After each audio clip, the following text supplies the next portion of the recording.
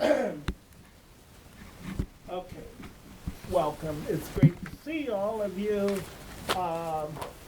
for this council meeting in spite of all of the heat. Thank you so much for coming. I want to start with Keith's weather report, please. Tell us there's cool weather coming. Yeah, when? Yes. Yes, but when?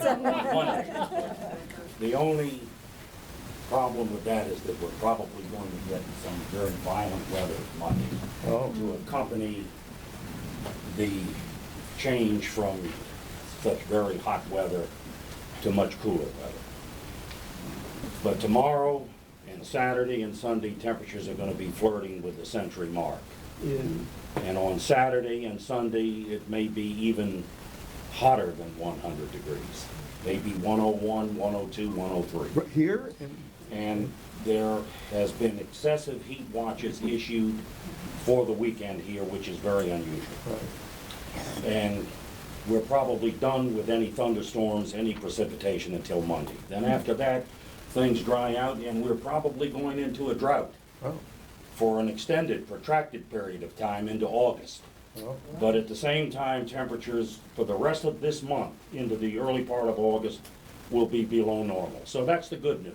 okay. Thank you So we just need to get through the next 3 days or so, okay? When you say below normal, exactly what is below? 80s instead of 90s. Okay. And more tolerable Humidity. because the dew point temperatures are gonna be in the mid to upper 70s with temperatures around 100 degrees. Most people can't function in those conditions. Right.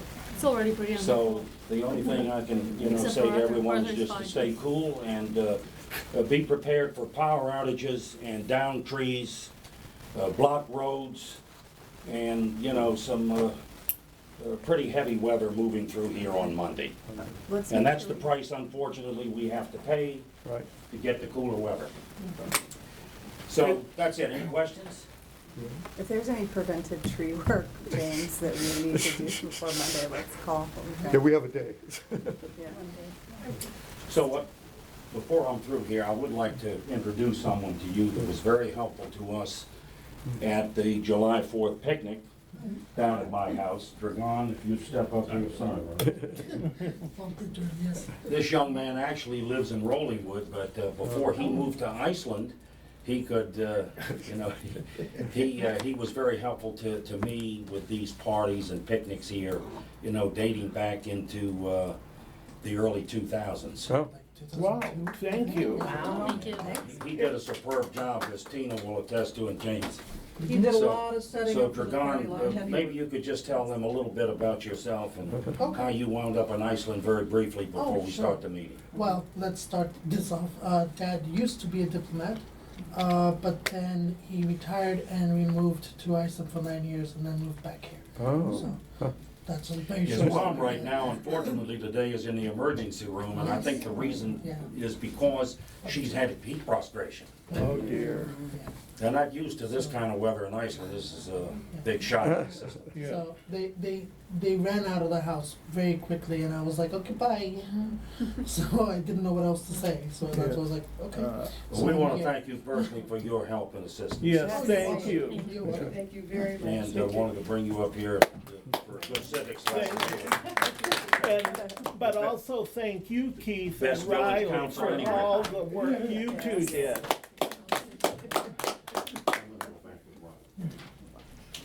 Okay, the first order of business.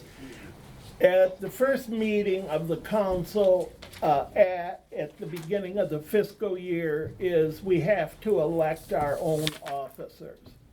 And so the meeting is open to nominations for council officers.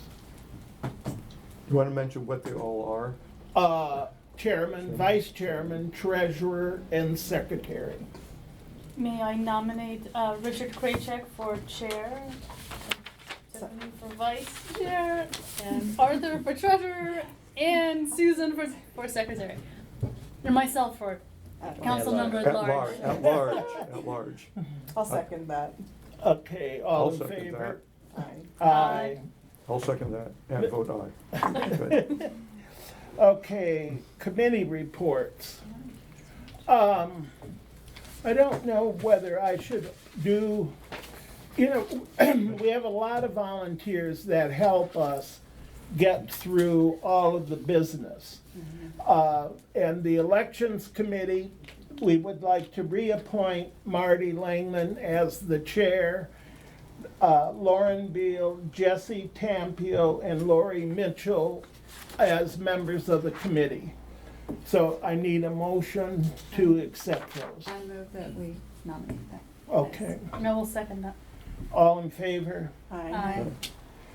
That for the ethics committee, that Todd Mann, I am proposing as chair, Mark Efron, and Paula Dizio. I need a motion to accept. I'll move to accept those three for ethics. All in favor? Aye. For the Community Engagement Committee, Christy Tampio, Sally Van Tassel, Catherine Hample, Barbara Sachs Singer, and Keith Allen. Is there a chair of that? Christy Tampio is chair. Okay. All in favor? Aye. Oppose? Okay. Now, Nobody moved, do we need to We- move Wait, that? did we do So I community moved, engagement? I so moved that we Yes. accept. okay, Yeah, he was on. Okay. Yes. I'll second. all in favor? All right. Aye. Was that for the community Yes. engagement? Okay, I Isn't did, there I another skipped one? by. One more? The village, there's two Yeah, more. right. Right. The village tree supervisor, Paula Goldberg, has once again stepped in to help us do that. And I propose that we nominate her for tree supervisor. Second. All in favor? Aye. Thank If you you. notice the trees look good. I second. He moved. He I seconded. second. And we have to appoint to the Chevy Chase Fire Board, and I nominate, or propose, Paul Weller and Natalie's. Natalie Welly for, to continue on the Chevy Chase Fire Board. I will second that. All in favor? Aye. Opposed? I think that's it. Yep. I want to chime in that the fire board is a 3-year term. I think we need to make that known. Okay. That is a 3-year term, and then the rest of the terms are annual. Yeah. So that's Thank you. that's Good critical. for, good note. I want to thank all of the people who have volunteered. We still need more volunteers for elections, and I'd like more for the Community Engagement Committee. So if you would like to help us as a village, please let us know. All committee meetings are open to all residents.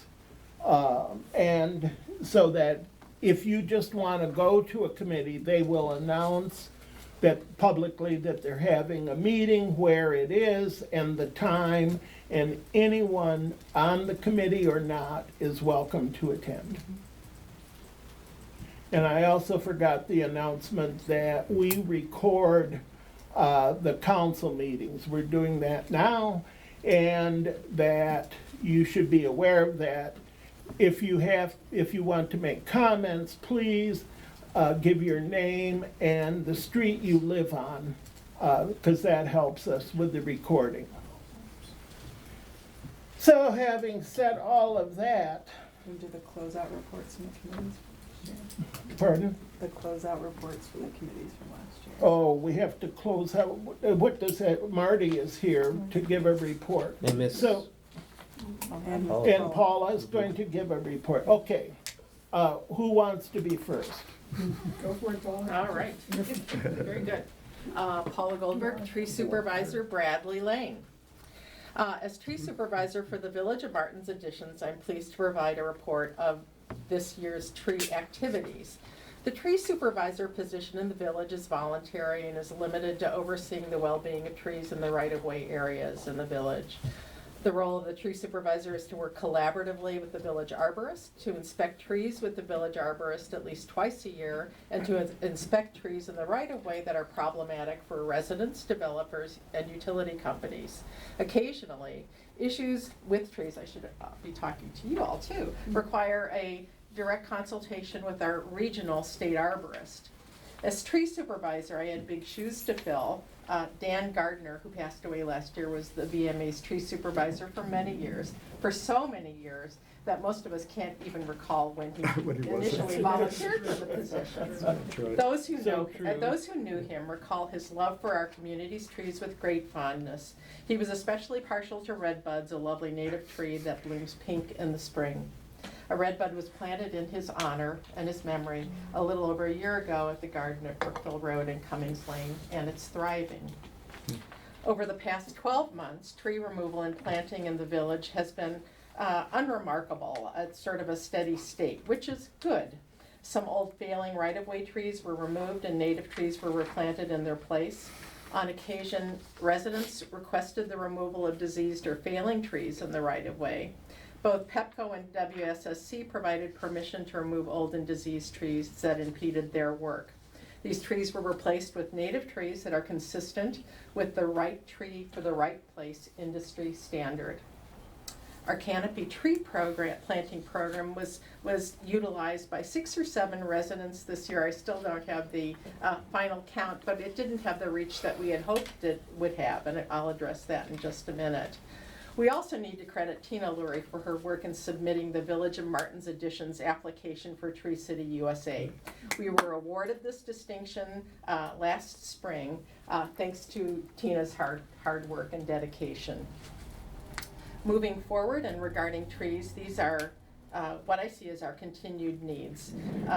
Number 1, to continue to build resiliency and sustainability with our right-of-way trees. Native tree species, those that have evolved specifically in the mid-Atlantic, are better able to handle our warming temperatures and increased rainfall than our non-native trees, and offer crucial food sources for native insects, birds, and small mammals, thereby supporting biodiversity in our area. We also need to continue to work closely with our village arborist and prepare for natural calamities. It's a matter of when, not if. We've been very fortunate as a community over the past several years since the derecho of 2012 and have not, as a community, sustained significant tree damage. Lastly, we need to consider expanding the canopy tree program in the village to include native understory trees. The expansion of the program will involve more residents who don't have suitable property for planting a canopy tree, but who have room for a smaller, viable addition. This enhancement will improve our community's environmental resilience and biodiversity in these environmentally challenging times. Respectfully submitted. Thank you. Thank you, Thank you. Paula. Thank you. Thank you for being our tree supervisor.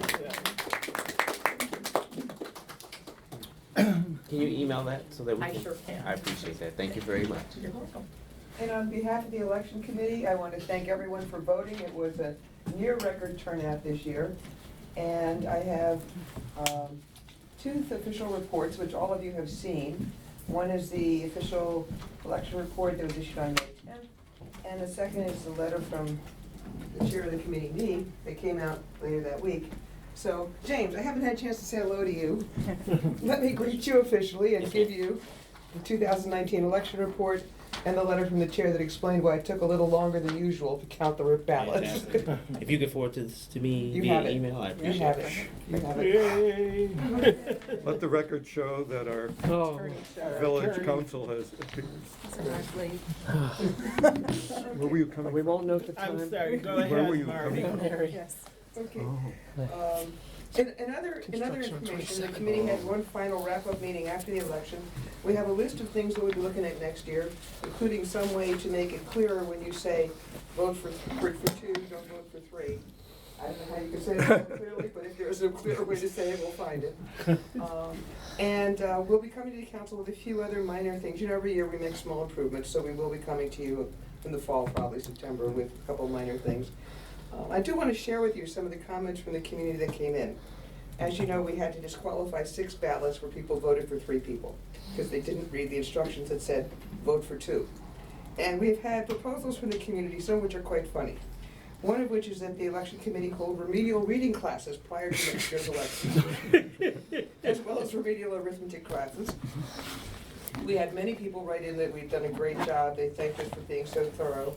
we got called by one neighbor, obsessively fair and thorough, counting the results twice, because they were within 4 votes of each other.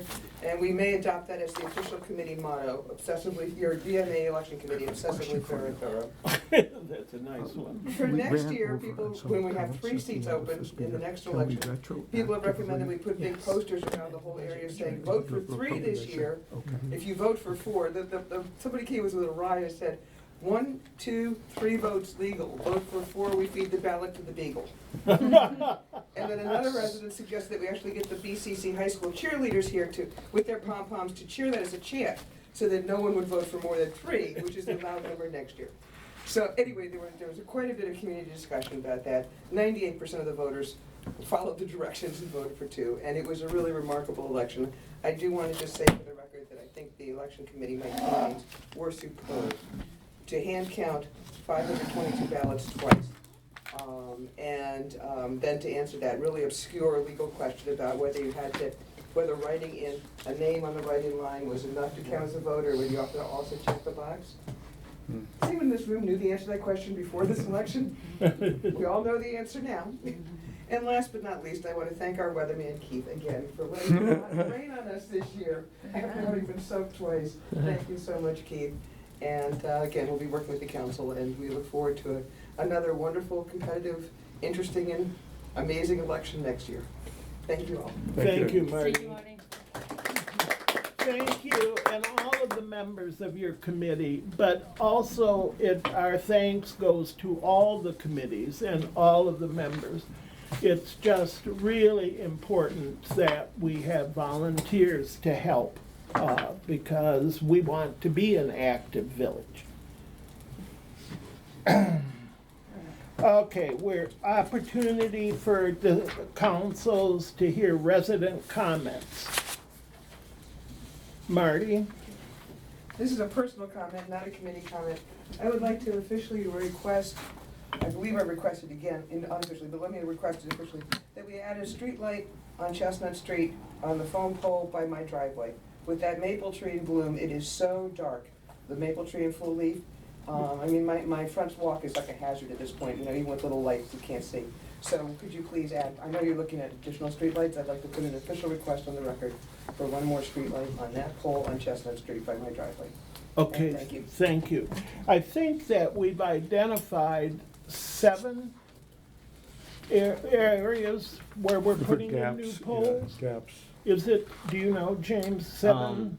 We're waiting on a walkability study to actually come in so he can officially tell us exactly what. Okay, But yeah, it sounds about right. okay. Any other comments? Paula?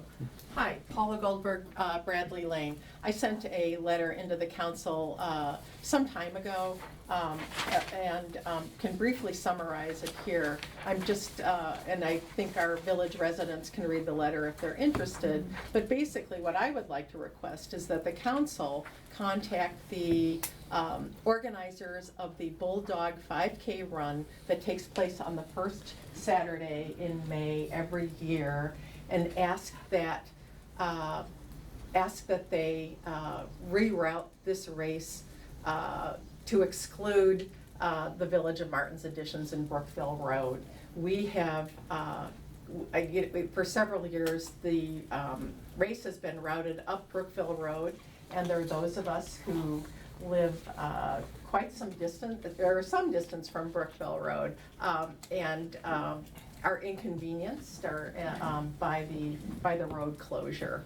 So I know that the organizers are very good at getting permits for road closures in the District of Columbia and the state of Maryland, and would hope that the council could appeal to them, if you see fit, to share the pain, to ask another neighborhood to absorb this inconvenience.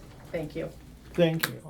Well, a quick question on that. Ron, I think Brookville is a state road, so we don't have jurisdiction over the road. We'd have to ask, I believe, as a courtesy, rather than giving or withholding approval Yes. of the road. Yes. Yes. We have custody and control of the sidewalk, but not the road. Okay. Yeah. Any other comments? Building Administrator's Report, Doug Lohmeyer. A couple things to go over at 7204 Chestnut Street. That's the house that received a couple variances a while back.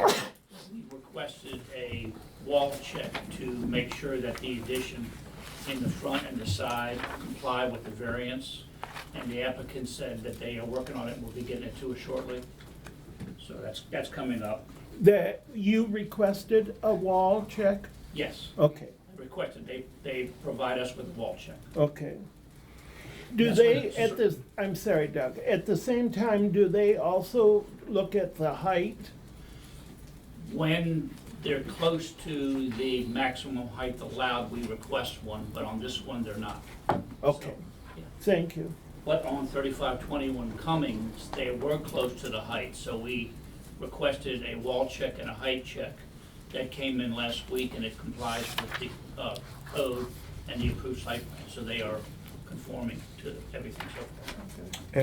And Doug, on down on Taylor, the same thing will occur when they get their roof up and Yeah, everything. that's next. Which one, is That- that 3412 or 3512? 3412 Taylor. 3412. Okay, They are adding the roof now. We placed a stop work order on the property a couple weeks ago. They made some changes to the plans, which brought them back into compliance with the town code on paper. So we required that once the shingles go on the roof, they provide us with a height survey to make sure they comply with the maximum heights for the new house. We've also requested that they go back to the county to make sure that the changes they made to the height do not require a county reapproval, which would require a village reapproval. So I spoke to them, sent them an email earlier this week, they are looking into it, so I haven't, but we will get a height check on that building when the shingles go on. okay. And that height check requires an engineer to sign saying that it's accurate? It's a surveyor will sign, yes. Yes, but there's somebody's signature Yes. on it. It isn't just, Right. I checked it, there's an actual process. Yeah, the land surveyor will go out and check the height of the building Right. and compare it to the. It is email. Okay, is it? Yes. Okay, Great. okay. Okay, What happens if they're above the limit? They either have to adjust the house to come down, or they can apply for a variance, and the council would rule on that. One of those two. Okay, thanks. But our requirements are lower than the county's, so they have to comply to ours. Great, thank you. The same thing happened on 3407 Thornapple. They have provided us with a wall check for the foundation that was poured recently. And once they get the roof on, they will also be providing us with a height check. So that's coming up in the next couple of weeks probably. and those obviously all check out. So far they have, yes. Okay, thank you. A couple items under the miscellaneous items. James had asked me to do a study of properties along Brookville Road to find out which properties have vegetation encroaching onto the sidewalk. Yeah, So I believe we've identified 6 properties, and we're gonna be sending them letters requesting that they cut back the vegetation. Or allow the city, village right. to. Get out do- Wayne and his shears. do that. Yes, But they have to pay us if we do. No, Yeah, of course, but to allow the city, so you have Right. options. right. Got it. The last item is, recently we received a request from WSSC and Washington Gas to extend utilities to the new houses that are under construction in the town. And we really don't have a procedure to permit the utility companies doing work in the town's right-of-ways. The bond that the applicant provides doesn't really state that it covers Washington Gas, WSSC. It pretty much covers what the contractor or the applicant's contractors are. And James and I have talked about it, and we're kind of proposing that maybe we modify the permit and the performance bond to state that it also covers the utility companies work, because in the future, an applicant might say, well, WSSC wasn't my contractor, they damaged the street. I'm not gonna be responsible for it, and we get into a legal argument. So I'm proposing that we look into that, and with Ron's guidance, maybe adding some wording to the bond, performance bond, specifically saying that any work provided by the utility companies for the new house is also covered by the bond, and we can hold that bond until those repairs are made. So that's- When we do that, Ron, can you explain to us how that works with our right-of-way license agreements? Yeah, with the that's- utilities that are is that- already in place? Is that tricky? I mean, I'm because- asking you to answer right now. I'm just, Okay. My only concern is I'm not sure it has enough teeth in it. The other option would be to make each utility company obtain a permit for each individual house, which is gonna be a nuisance to the staff. So I'm hoping this will solve the problem, but I need Ron's input. there was one other thing that came up with 3407 Thornapple, the noise issue. And I know that you've done some talking with the county folks about when they come out and check. So I just wanna make sure that we have a conversation at another meeting that doesn't have quite as much on the agenda to talk about noise and hours, so that we're educating everybody and then we decide what we can do as a path forward. We had the same situation with the Taylor Street over the weekend, and they were contacted Monday, and Okay. the problem is the subs are, even though it's posted on the board out front, and the subs are supposed to comply with it, they don't always get it. And those builders are supposed to be accessible to us whenever we have problems, so I don't know if we find them or whatever we need to do. Well, it would seem like a stop work order would not be inappropriate. I mean, if they, certainly once, we could understand, but I think it would have to be clear to the builder that if there is a second violation, yeah, that we would issue a stop work order for a day or 2 days just to get their attention. I don't think that's an unreasonable, can we do that? Yes, you can. Okay. And, well, Doug, let me to clarify, Doug, the problem was that they were working outside of permitted hours? They were working before 9 o'clock on a weekend, Okay. yes. We did issue a stop work order a couple years ago on 3405 Thornapple because of the noise violations, and it got Well, attention. yeah, I think that's not an unreasonable thing because it really upsets the neighbors. I'm also pretty willing that we go back and look at the hours of construction because we're getting complaints about 9 o'clock that people can have construction until then. And we might want to not make it so late at night. Yeah, But- because I think Thornapple, they were working within. That's the county. The Thornapple was working with, well, we have our own work hours, Right, right. Thornapple was working within work hours. It sounds like Taylor was not, but this does touch the noise. Yeah, I'd be interested in looking at that part of our building code and amending it. We currently, the hours are during the week are 7 to 9, 7 a.m. to 9 p.m., and on weekends are 9 a.m. to 6 p.m., 7 p.m. 7 p.m. Except on Fridays. Except on Friday. Fridays earlier. Are also at 7, And federal holidays follow the weekend. Oh, wait, no. And Sundays? which is 9. What about Sundays? I think they work all day Sunday. Well, they 9 to can, 6. again, if they work within these hours, not, they can't start before 9, and they have to be done by 7. Is that right? 7 on Friday, Saturday, Sunday, and all federal holidays. Monday through Thursday is 9 p.m. Of 7 a.m. to 9 p.m. Right. So do you have, do we want to discuss this now? No, let's put it on the agenda for future, so we have the opportunity to think about it, Okay. get comments. Yeah, resident comments. Yeah. Okay. And Richard, you could document the current violation with the issuance of a notice of violation, and the notice of violation could warn if there's a second violation, then a citation will be issued. Oh, good, let's do that. What's required to, I've sent them an email telling them, is that sufficient?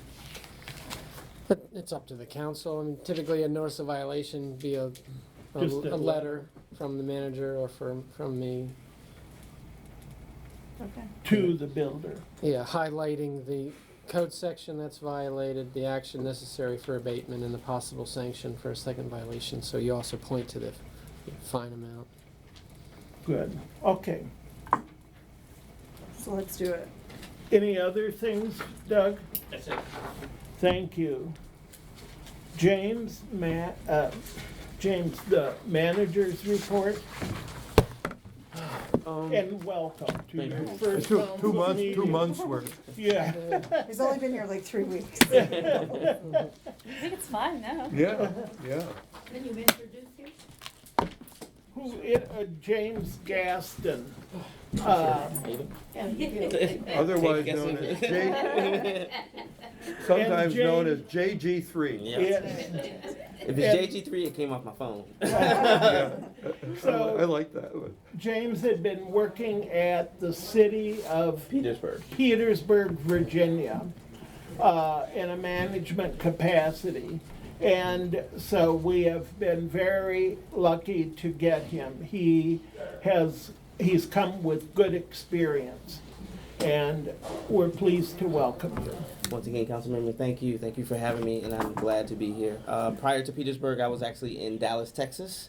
I was public information officer along with economic development director for a small town right outside of Dallas.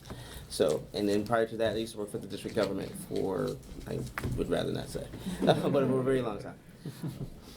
Really quickly I realize I have a long agenda for the manager's report, so I'm gonna try to go as quickly as possible. My official start date was June 10th. I have, through the suggestion of Attorney Bolt, to become a Maryland notary, just in case anyone in the city needs a notary here.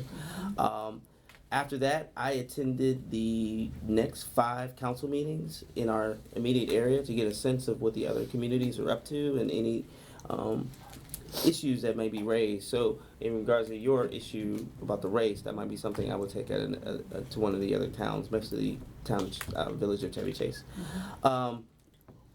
Doug, of course, provided me with a tour. Wayne also provided me with a tour, and he also gave me a brief training on how the construction permitting and code violations work here. Things that I've done.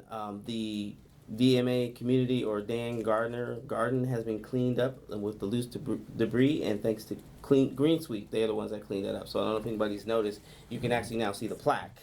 So we got that cleaned up. The city has an old style light at 72 Chestnut Street that does not match VMA installation LED street lights. So that is something I'm putting. How did that slip by? That's really odd. I thought the same thing. Yeah. So I need a suggestion on what we should do, and then we can also take into consideration Miss. Don't help me. Langland. Thank you, Miss Langland. Langland. Thank you.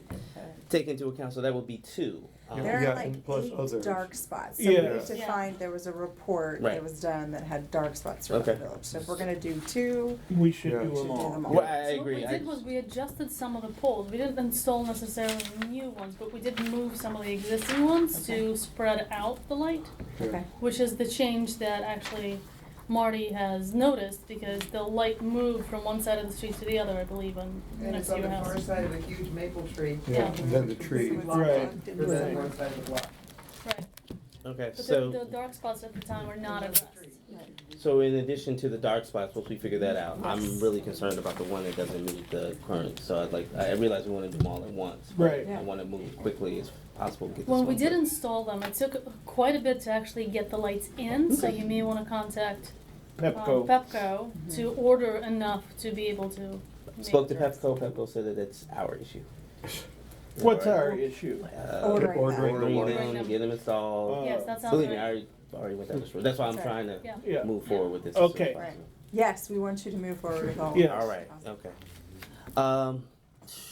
So I met with Ron Bolts, Joseph Cutro, Dan Baden, Paul Wolf, and the former village manager, Matt Trollinger, just to get a sense of what the issues that are here in VMA, and I've got a really good sense of where we're going and where we probably need to go. I attended the MML conference in Ocean City, Maryland with Councilmember Cessna. Wonderful, wonderful conference. I'm looking forward to joining for next year.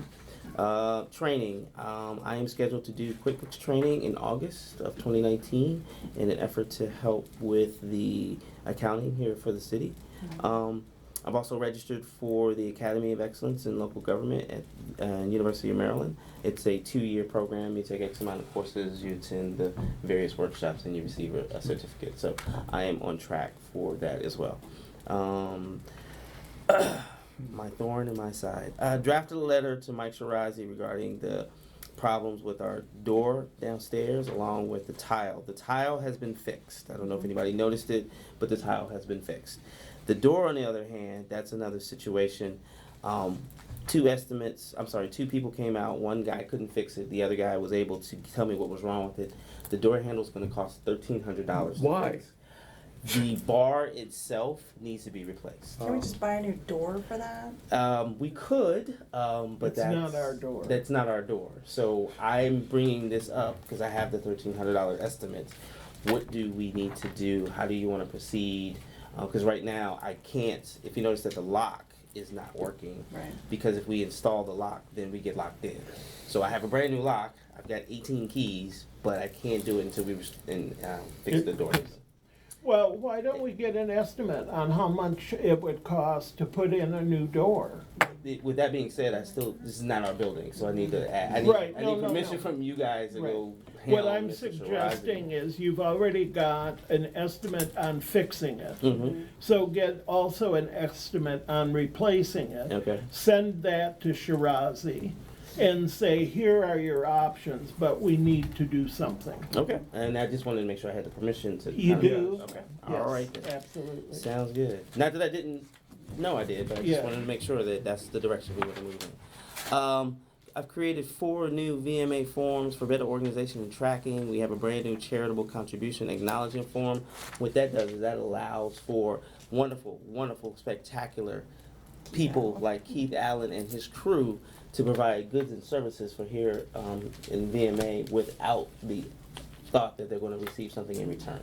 So this is a protection from us, just in case anybody wants to do that. It was drafted by Mr. Bolt and passed by Council Ethics Committee, and I was able to get it out. And So is that useful to the donors to also be able to indicate that on their income tax as a charitable donation? I would seem so. The form reflects that a write-off may be available, but the village does not provide an assertion one way or the other, Okay. because we don't want to get in the position of giving tax advice. Yes, I agree. Okay, moving ahead. fair enough. A travel reimbursement form, an invoice payment form. The reason it's a little different is because it acts as a budget code, and once you have the budget code, then as I move forward with learning QuickBooks, I will be able to put it in the various budget categories to make sure that the spending is correct and it stays on track to meet Mr. Arthur's requirements. And then an oath of office form, which I just created, has been revamped, and now for our pet project, which Miss Tina has been very helpful with. We are moving very quickly with archiving all of our documents. We are following the state of Maryland retention and disposal schedule to the letter of the law, and what we're going to do in essence is store the documents for 5 to 7 years, and then we're going to rotate them out. What the state of Maryland asks you to do is, before you destroy it, you just have to let them know what you're destroying, and all they want is the piece of paper. Right. Any of the permanent records that we're going to send, we're going to follow the letter of the law and then send those documents to them for storage. So, believe it or not, Ms. Tina and I have found some documents that are kind of old, 1999, 2004. That's not old. For pieces of paper, they are. The fact that I can go over and pick them up. Typewritten at that time. So I was looking for smoke signals, but I didn't find I have any. a quick question. Yes, sir. Are these, have these regulations changed? No. So Well, are there new ones, or they're becoming more active, or we're just following it now? we're following them. Okay. Because So- I know we did there was a big transition where we Right. dumped a lot of stuff. Yes. Yes. And set, 4 put years things ago, in yes. categories. Okay. So following up, we are following the other towns' Right. protocol. This project should be done by the end of office or sooner, and Okay. will be done. And then they'll be out of the office. Let's see. Thank you. Dog park. Oh, yes. The dog park. We're not involved in it. But I wanted to update you on it. Okay. The dog park hours have changed as of July 8th. What were the original hours? The original hours were 7 a.m. to sunset and 8 a.m. to sunset. So 8 a.m. on the weekdays. 7 a.m. on the weekdays and 8 a.m. on the weekends. They have moved them to 8 a.m. to sunset on Monday through Friday, and then 9 a.m. to sunset on the weekend and holidays. They are going to revisit this again in September at one of their meetings, and the thought process is to remove the dog park designation from that area and just call it a park. Oh. That is what they're leaning towards, but it hasn't been confirmed yet. So And it's just, Yes, I'm it's passing a mess. information on. I think it's important. Yeah. A lot of A people, lot of people. Oh. use it. You But a still will lot be of able to people take feel- your dog there. They'll just need to be on a leash. And I think one other thing for many of the residents to know, because the history's been questioned about how it was originally purchased.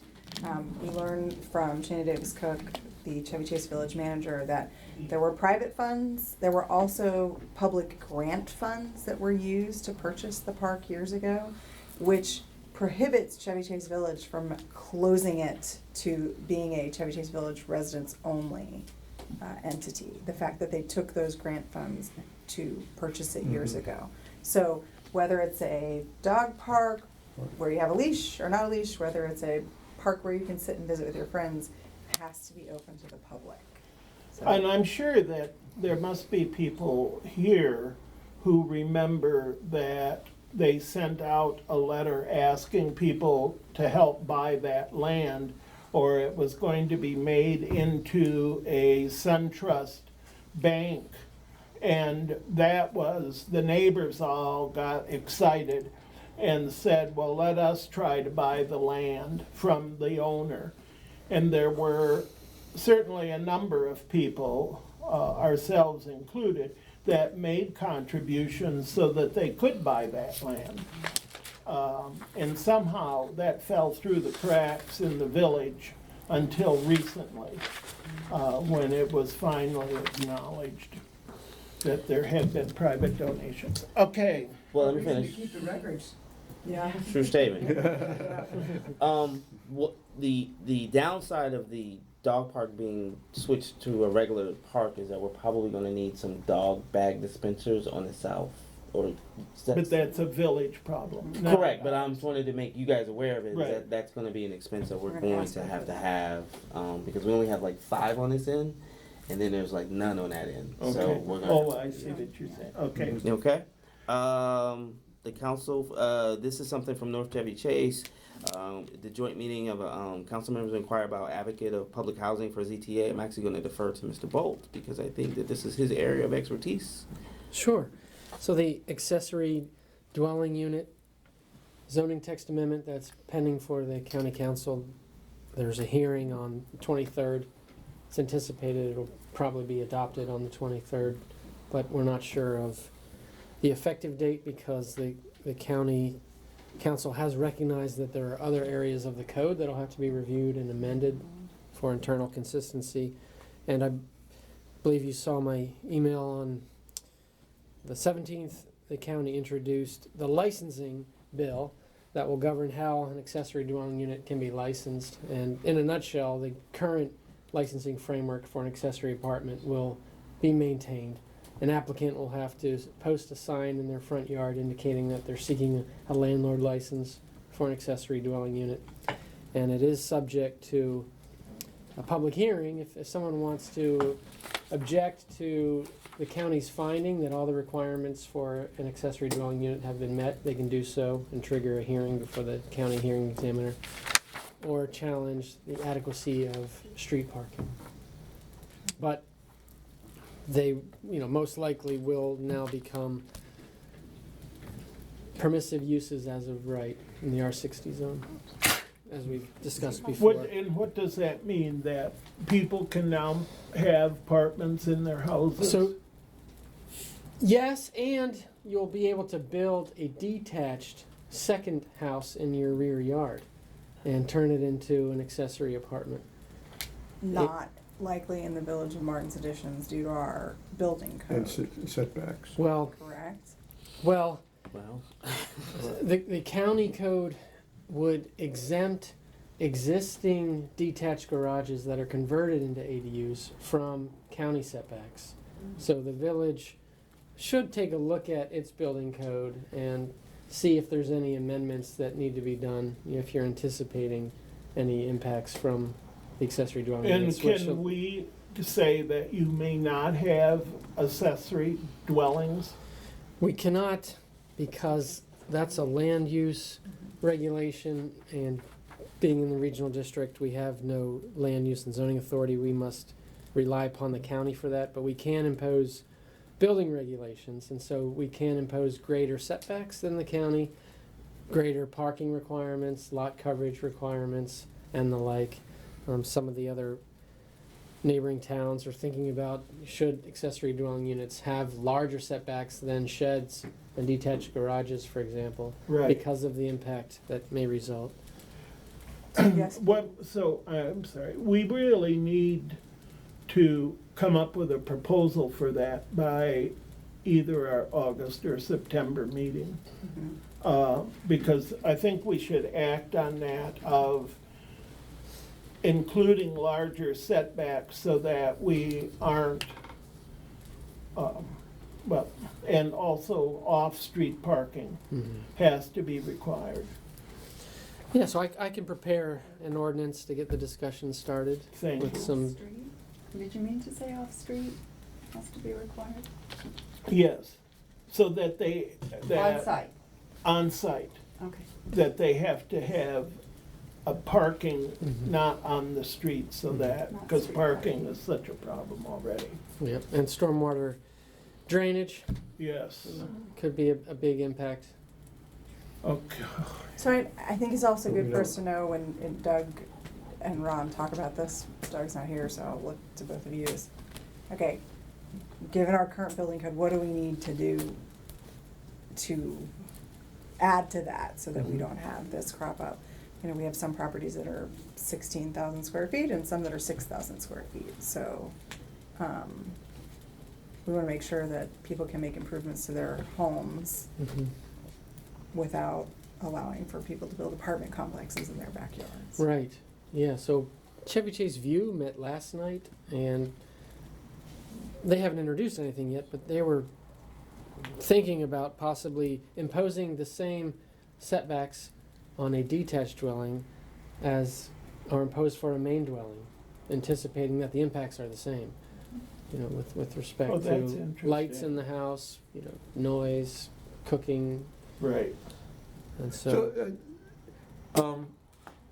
Given our setbacks in building code right now, unless there's a lot of unused setback space in a way, if you're really building out to the max, if a residence right now is kind of out to the max, you can't put another structure in there, can you? You could use a detached Well, garage. it depends on the size. So, a local architect, Yeah. well, Paul Geiser does a lot of work in Chevy Chase View. I believe there's a link on the Chevy Chase View website to a PDF that he prepared and presented to the county council that shows some 3D modeling of what these may look like. And Oh. if you picture a lot that has a detached garage right now, and just imagine the detached garage. Garage is an apartment. Right, being converted. Right. Or So you're during saying, some of the work sessions, the Fed committee even discussed that, you know, the large metal storage containers that arrive house. on ships. Yeah. That those could be installed and converted into houses. And in the District of Columbia, they already are. Mhm. so, but they would have to be within, in any case, within all the setbacks and everything else. Right, but if we only have a 7-foot rear setback, then Yeah. you know, there's plenty of room on And a some lot of of the- lots. Yeah. Okay, I think that Okay, we have if to you address can it. come back with some thoughts on it. to Sure. present Yeah, and the links to village. any of these other documents, so Okay, yeah, I can do that too. Yeah. Okay, so we understand it. community events. Thank you very much, Mr. Bolt. That was detailed. So, community events. Thank you very much for the May election. Wonderful, spectacular. I think you spoke about it enough. Independence Day celebration. It was at June 30th from 3 to 6. Big thank you to Tina Laurie, Chevy Chase Park Operations, which I'm now calling Mr. Allen and his crew, Riley, David, and Dragon. Operations. I gotta call it something. And Renee Lady, is that? Yeah, that's right. Okay. So, want to say thank you to all of them, and then the community engagement committee, along with Lauren Beal. She was very, very instrumental when we had a couple of hiccups. And then we used someone named Ishmael, was that correct? From Rolling Acres. So it was a wonderful event. Next year's event is probably going to be on Sunday, June 28th, 2020, from 3 to 6 p.m. I have some very good news, by the way. As you very well know, or some of you don't know, we had a couple of small minor hiccups. With that being said, we have received refunds from Wonder Bunny and Mid-Atlantic Adventures, which has already been deposited into the account. That equal to 5%, 10%, 50%. The Mid-Atlantic gave us $750 for the inoperable slide. And that represents how much percentage of our total bill? About 10%. I think it was the actual cost of the slide. Yeah, it was the actual Okay. cost of the slide. I'm sorry, it was the actual Okay. cost of the slide. I was thinking of the final bill, but it was the Yeah, actual cost no, of the slide. okay. And then Wonder Bunny, I guess that was what, about 4 or 5%.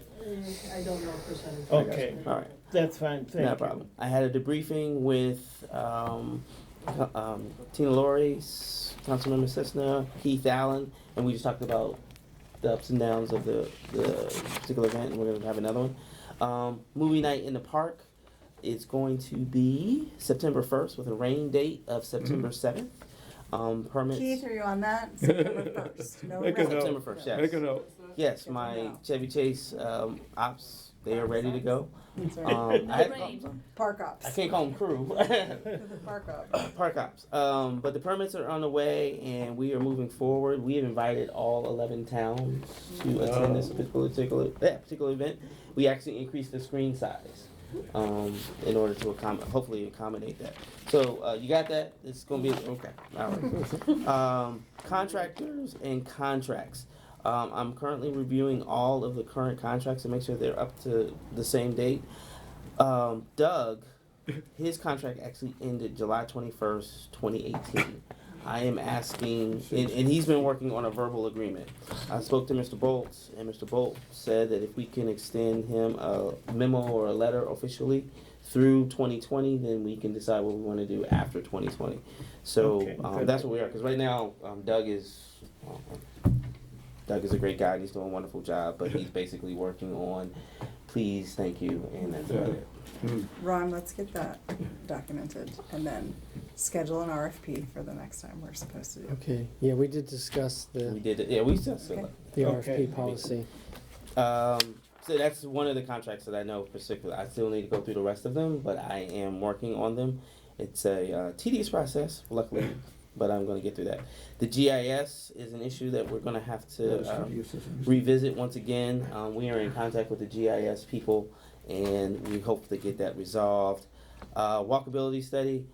Councilmember Cessna and I met with Chris Jubiat in MML. We talked about expanding the scope of work worked it with Mr. Bolt. We've sent him a new walkability study with the expanded scope of work. Contract with the new scope of work, and I have not heard back from him, but I have reached out to him on several occasions, and as soon as that happens, we can move forward with our walkability study.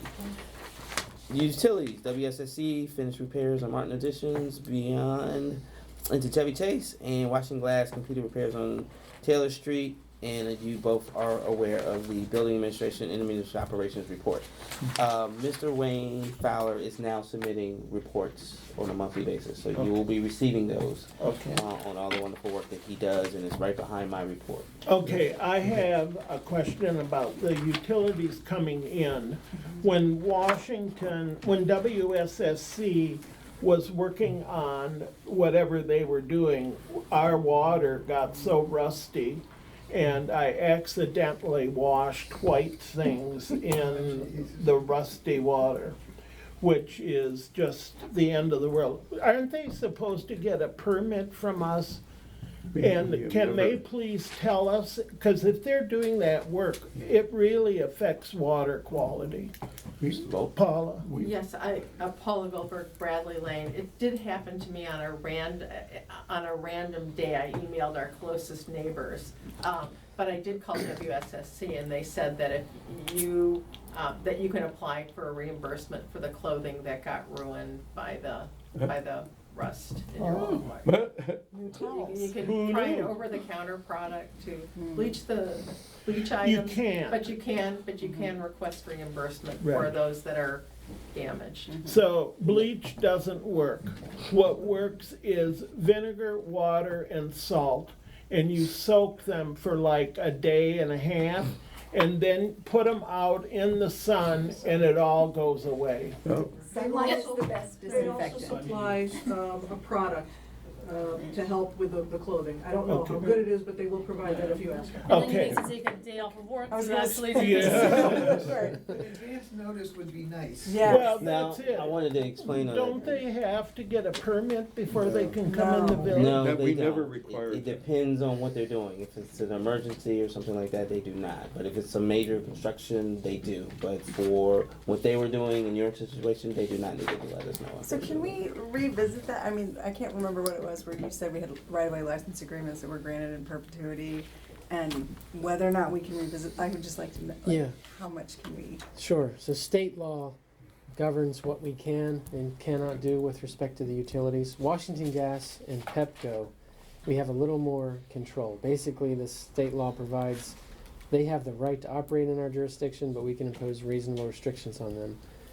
WSSC, as a state agency, is Not everybody can hear. WSSC as a state agency has very broad authority. There are sovereign basically, and we can't do much with respect to WSSC. But we can likely arrange the types of notice that you're desirous of. I don't think WSSC would object to that. Well, I hope. Well, the email they sent me is they didn't have to, so I guess you must. That's what they told me. But maybe that's because we haven't asked for it in the past. So let's put in a formal Yeah, request. if to they, change that. right, if they would just let you know in what area they're going to work I agree. in, it would make a difference, because sometimes your water gets cut off. No, but Most of the time, it is rust that comes through. Okay, and then Wayne Fowler's report follows mine, basically outlines the things that he's been up to. Okay. And that's it. And I am done. thank you. You're welcome. Very good report, I appreciate it. Yeah, that's it. Okay, And I'm going to step away. right, I understand that you have to leave early tonight, and thank you. Travel safe. No, thank you. Good night. Have a good evening. Okay, action on minutes from May 9th. They were approved by email, but if I could have a motion to approve the minutes from May 9th as presented. I need to interject real quick. Yes. Doug was actually supposed to talk about your situation in his report, and he didn't. So why don't you really quickly say what you want to say regarding your report? Bye-bye. Ben Dunford. Hi, Ben Dunford, Taylor Street. Really quickly, as we are looking to do some improvements to the backyard, including the installation of a hot tub, which is needed for therapeutic purposes for a child. The village ordinance is vague, it does not list a hot tub in it. But out of an abundance of caution, we just like to get your approval to do such work. And Doug and I went to his particular property. Like I said, we inadvertently left this particular issue out. The code does not talk about hot tubs, but the way he described what he's trying to do something no more than like having an outdoor fireplace. And that's what he's in essence trying to do. So Well, so why, I mean, can you just submit the drawings, what you're doing? I mean, looks like there's not a permit required, so why would we Okay. push it? Do we need a permit? Well, the definition of building includes appurtenances, so I would ordinarily deem anything that's appurtenant to the single-family structure to be subject to a permit requirement, if it's above grade. And in the past, we've not regulated below-grade appurtenances like stairwells and the like. But, I mean, is the hot tub above grade? It can be below grade. Well, is there any setback issue? Is it gonna be 5 and 5 feet off? Yeah, so the permit requirement really is just notice. And here's what we're doing, so the village knows what the construction is and whether it complies with setbacks. And so your neighbors know, yes, there's a permit for what's going on next door. So, could you read that section again? Yeah, here, we can take a look. Definition of building includes appurtenances. What's the deal with pools? Can we build pools here? Yes, you Yes, can, yes, with you a, can. with a But permit. it goes, but not limited to porches, decks, breezeways, steps, stoops, exterior stairways, bay windows, oriel entrances, balconies, vestibules, air conditioned heat pumps, and generators. I mean, So are you putting an in-ground hot tub or are you putting an above-ground hot tub? That's right my- now our plan was to put it in above ground. However, if we just graded the site around it, then it would not be. Well, typically the council doesn't give advisory opinions on construction projects. We need to see plans, because there Okay, could be so- some miscommunication. We may say, yeah, you don't need a permit, and then you build something and we change our mind. So we need to see the plans. Is that, I mean, do you have plans, or is it just a unit you're buying and you're going to set it in? It's a self-contained unit that's being bought. Right, so can you not just provide where you're setting that in so that we see that you are honoring the setbacks? We're not against what you're doing, we just need to know what it is you're doing, enough information to say, yes, you comply with village code. That's it. Okay, so you want a little bit more information so you can say, yes, you comply.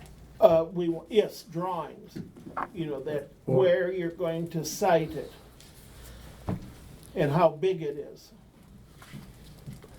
And then you can determine whether or not a permit Right. application is required. So, based on my drawing, you're gonna make the determination, because I think this is a question of whether or not it's a building. And based on your definition, I would say it is not. And reading this definition, I mean, it's very ambiguous, but you list many things, and what's for you to come back in the future and say, this meets the definition of a building. Well, can I ask, what is the concern? Why would you not want to apply for a permit? It's just a time thing, like, we have work starting tomorrow. Okay. That's the big thing, Okay. it's time. We don't wanna do something and start it without having to do rework and pay additional fines. Do you have a house location survey from when you purchased the property? We do. So you could just draw on your house location survey, here's where we're gonna put it. And then you could draw a line and say, this is gonna be X feet from the rear lot line, and it'll be Y feet from the side lot line. So we'll comply with the 5 foot and 5 foot rear and side setbacks for Okay. accessory structures. So, we should have to comply with 5 and 5. Thank you. Appreciate your time. Thank you. Thank you. Thank you. No problem. Thank you, James. Okay, You're welcome. now you- Now I need a motion to approve the minutes on May 9th. Move to approve the May 9th minutes. Second, I will second that. all in favor? All right. Yeah, I forgot it was the one I Hazard mitigation plan. Ron. Oh. So, in 2010, the village adopted the Montgomery County Hazard Mitigation Plan. The county has amended its hazard mitigation plan, and so this resolution would just adopt the county amendments. The county's asked that all the municipalities do so. Adoption is necessary to preserve entitlement to federal emergency funds. And so, And there isn't anything in this that would disadvantage us as a village. no. I mean, I have asked managers in other villages, have you contacted the county to Right. find out what your individual requirements are so that you will be ready? And it suggests that Martin's Additions do the same. I understand, for example, in Chevy Chase View, the village manager has gone through a training course with the county, allowing her then to access the county's computerized emergency broadcast system so she can take a look at weather events and then the like. And it's probably something Martin's Additions would want to take advantage of too. Yeah, I think actually Gene had done that, and when we first did that. Okay. Yeah, okay, I see no issue. Okay, we need a motion to adopt the Yes. county's This is a resolution. hazard mitigation plan? Yep. Oh, it's a resolution. It's a resolution. I'm at the wrong page. Resolution 719-1, a resolution to adopt Montgomery County Hazard Mitigation Plan 2018. Is there a motion to introduce? Yes, I will move to introduce this resolution, Second? to continue. All in favor? Yeah. Aye. All opposed? Motion carried. So this is, now this needs a hearing at the next meeting. No, this is a resolution, Right. right? Oh, so it's done. Yes, it's Okay. done. I just found it. Okay, financial report? Okay, and the financial report, we have pretty close to the end of the fiscal year receipts and expenditures. And we now know that we have a shortage in 3 accounts that we can retroactively adopt new budget resolutions to cover that. And within the same broad category, there are excess funds. And so we can move funds from one budget category to another to cover these 3 items. Overall, we ended the year with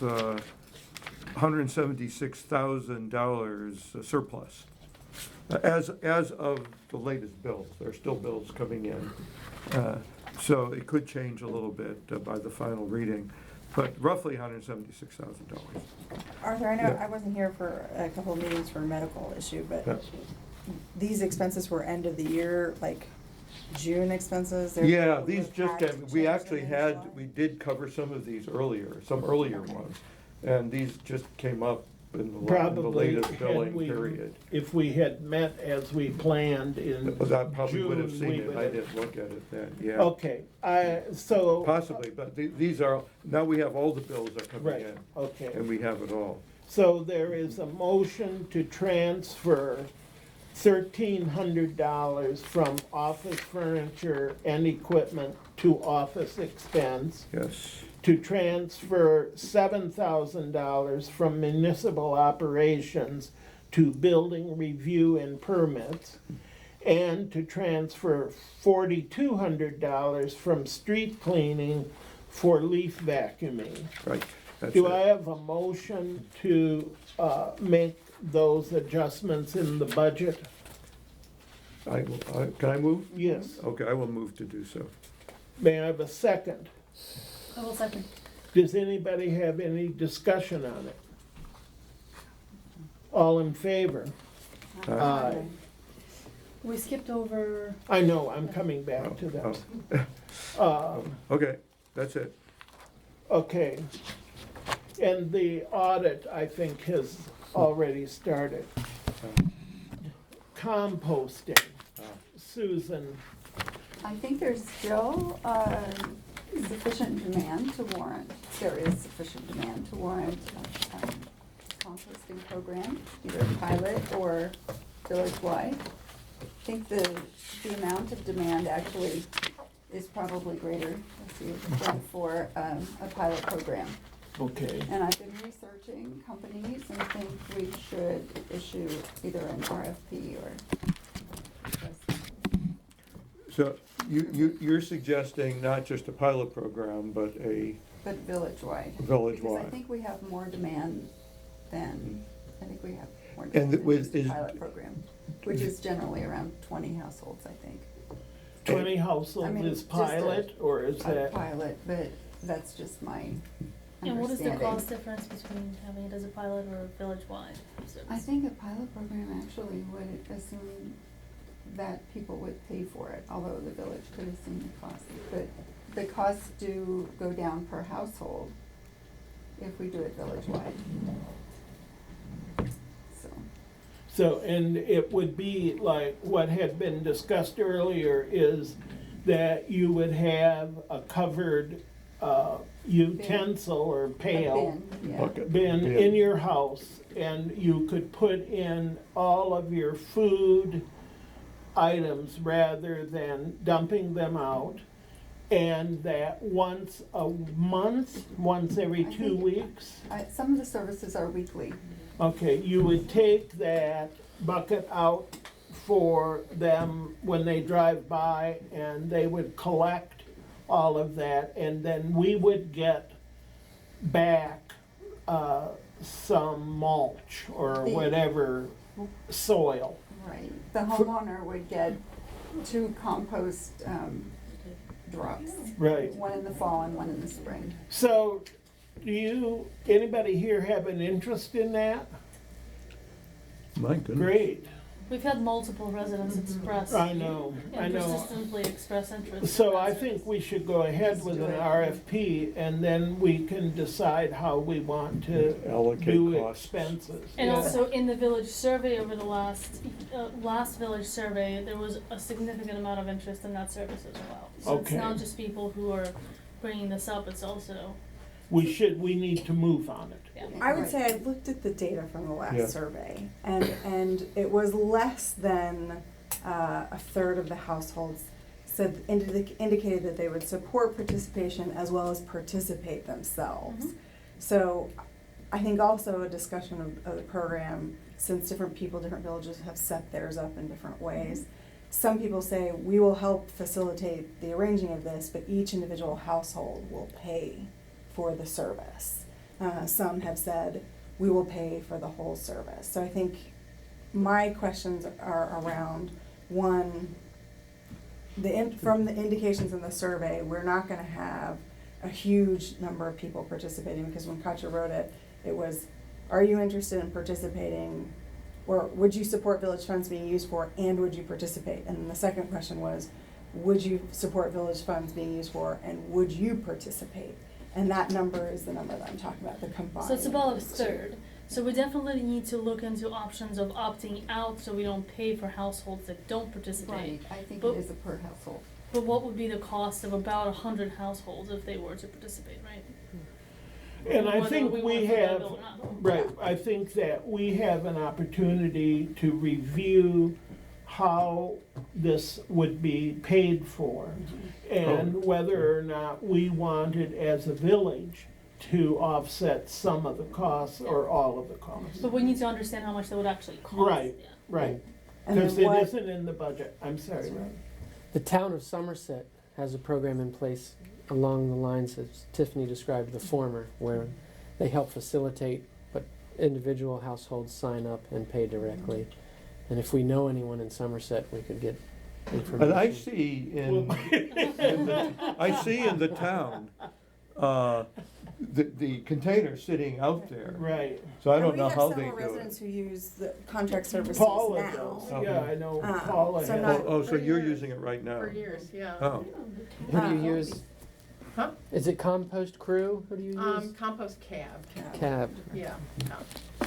And And once, the town and is we're overfed. given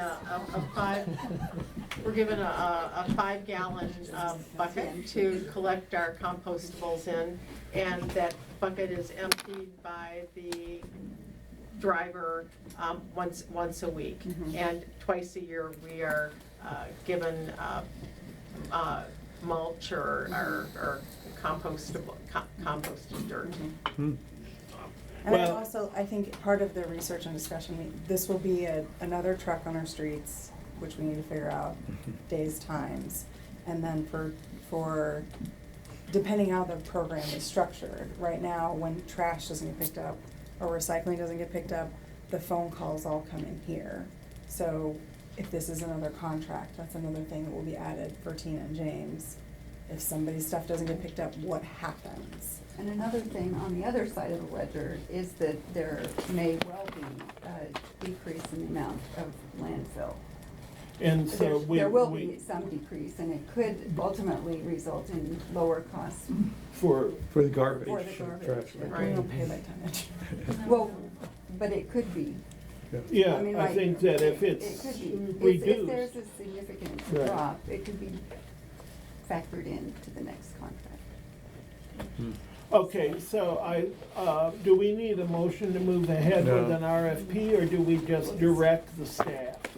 Just direct. Yeah. Direct staff, do an RFP for village-wide For about 100 households, because we have for 2/3. composting. Yes, because we have about 2/3 of households that have not expressed interest in participating.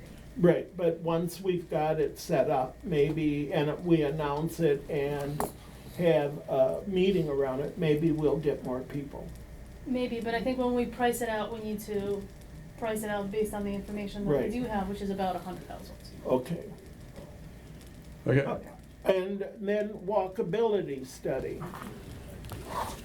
So in the walkability study, we have issued an RFP in the spring. We got 2 responses, one of which was from Chris Joviak and another one was from a different company. We, as a village, have selected Chris Joviak's RFP. Jakubiak, sorry, Chris. The cost of the 2 proposals was about the same, but Chris's proposal was with a lot more engagement from the residents in the study of what opportunities we do have. So, as James has mentioned, Tiffany and James talked to Chris at the conference over the summer, and he is been requested to submit a more detailed proposal. So we're awaiting that. That's been requested last week. Hopefully we'll have a more detailed update by the next council. good. Okay, thank you. No action at this time. Any other comments from the audience? Yes, Bernice. Bernice Duval, Taylor Street.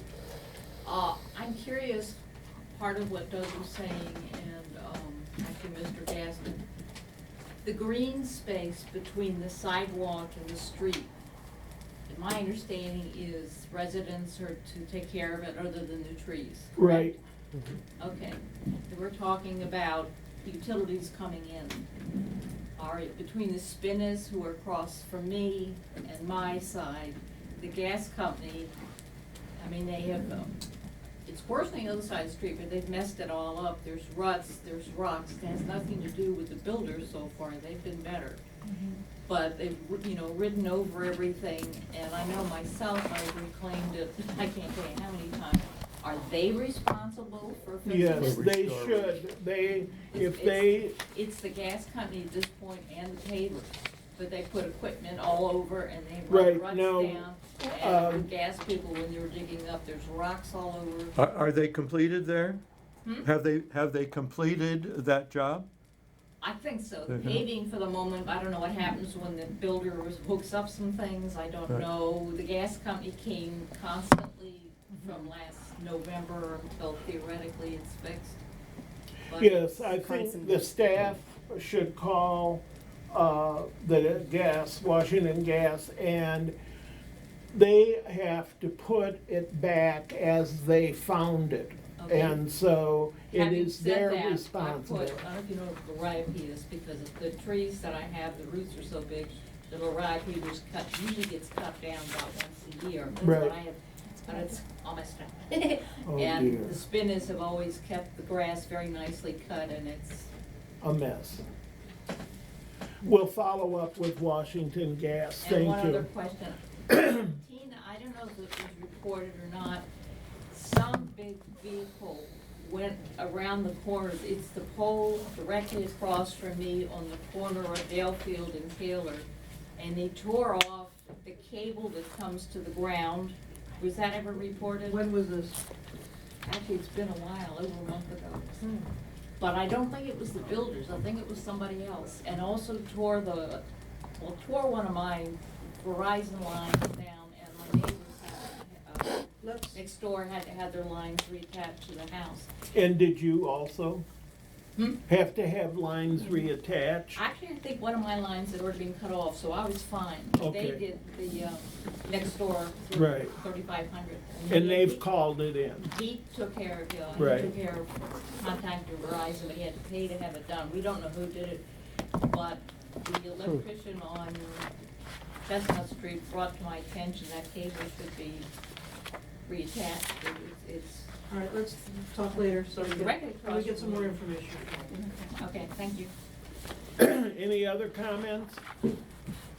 Thank you all for coming. I need a motion to adjourn. Enter, Executive session. Right, and, oh, I'm sorry, we're going to have a motion to enter into executive session to discuss legal business. related to a recent Openings Compliance Board decision and the use of emails, and the authority is General Provisions Article, Section 3305B7. Good. So we need for you to depart, and thank you for coming. Thank you, everybody. Richard moved, I second. Oh, Okay. that we go into executive session. All in Okay. favor? Ted, great to see you.